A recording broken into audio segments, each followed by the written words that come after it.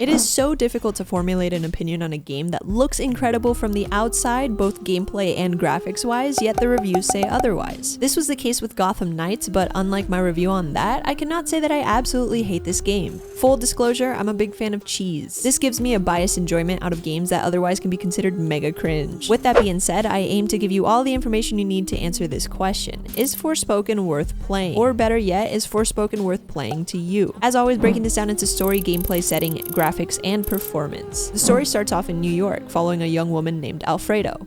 Full name is Holland Alfrey? No wonder I'm a fucking criminal. As it awkwardly tells you her backstory through a court scene where the judge tries to guilt trip her for committing a crime by showing her pictures of being found as an abandoned baby, I could tell the story was not going to be a strong point in the game.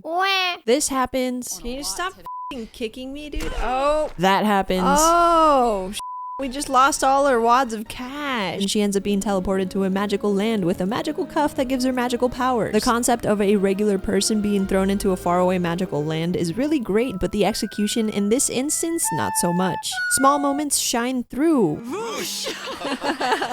What is mostly a cringy, messy, Frankenstein put together storytelling method with awkward cutscenes, bad angles, and terrible dialogue. This is where my bias comes in. It is so bad and cringy that I was laughing at scenes where serious moments were happening and finding enjoyment in that. With that being said, the overarching story may be bland, but it's interesting enough to satisfy those who prefer gameplay over story. Moving on to gameplay. To keep it as simple as I can, because it is a review and not a how-to, you have two basic moves. We'll call them left hand and right hand. Controlled by the left hand are what is called support moves. These are spells that, well, support you. Whether they entangle an enemy or summon a plant that acts as an auto turret, these are spells that are mostly fire and forget. They each have a cooldown. Then you have your main attack spells on your right hand. Many varieties of these spells, including different elemental types, can be unlocked throughout the playthrough, allowing for a wide variety of attack types. You are either pressing the right trigger to shoot out quick bullet type attacks or pressing and holding the button to shoot out the chosen attack type. There are many ways to upgrade different attacks, as well as upgrading and crafting different gear for your character. You also end up unlocking a spell/move to both dodge and traverse faster throughout the land. All of this sounds great on paper, but unfortunately it does fall a bit short when playing the game. The mechanics at times feel clunky, unresponsive, and interrupted. The fact that you are mostly shooting enemies from afar makes this feel like a weird third-person shooter rather than an action-adventure game. Even with the wide variety of attacks and elemental types, the fighting often fell into one note due to there only being one animation per move, each getting repetitive in its own way. I will say the game does a great job of incentivizing you to switch between all of your usable moves, with different enemies having different weaknesses to different elements. Dodging is another issue I had with the game. I think this dives into more personal preference, honestly, but pressing and holding the dodge button allowed for auto dodging. To me, it took away from the reactionary style combat that I tend to crave when it comes to these types of games. Now, getting used to the game after a couple hours of gameplay, you actually begin to have a lot of fun, moments of clunkiness aside.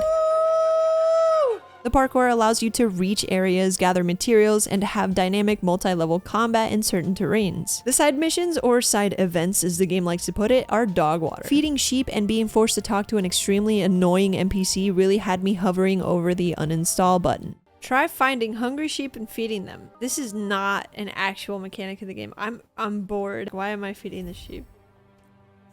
It didn't even show me feeding the sheep. The same tasks are repeated over vast landscapes throughout the map, really nailing the Ubisoft copy and paste formula. The thing is, you can mostly ignore any side quests and progress just fine. It doesn't delve into the torture that Gotham Knights did with its side quests, no tedious grind in order to progress through the main story. Before we sink our teeth into the setting, consider subscribing for more videos like this in the future. Hitting that like button really does go a long way for the channel. Thank you. Gonna kind of mesh setting and graphics into one go for this one. I had the same problem with the setting in this game that I had with Sonic Frontiers. It's basically beautiful rocks and grass, breathtaking rocks and grass, incredible rocks and grass physics. Now, don't get me wrong, there are areas in this game that really stand out. Awesome to look around and take in, like the cities and Greek-inspired architecture, but the majority of the traversal through the game is as I described. Throw in some water here and there. Some rocks were purple, so that was cool.